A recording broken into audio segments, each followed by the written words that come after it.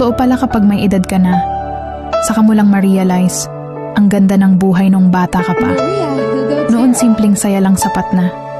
Laro sa labas, tawanan kasama ang mga kaibigan, at uwi sa bahay na pagod pero masaya. Wala pang mabibigat na problema, wala pang responsibilidad na kailangang buhatin araw-araw. Ang iniisip mo lang noon kung anong laro ang susunod at kung anong oras kakakain. Pero habang tumatanda tayo, saka natin naiintindihan na hindi pala madali ang buhay.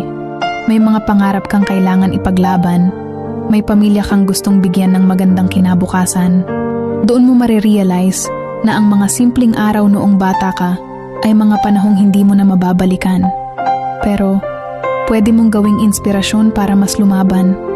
Kaya kung pagod ka man ngayon, tandaan mo lang, minsan kang naging batang puno ng pangarap at hanggang ngayon nasa iyo pa rin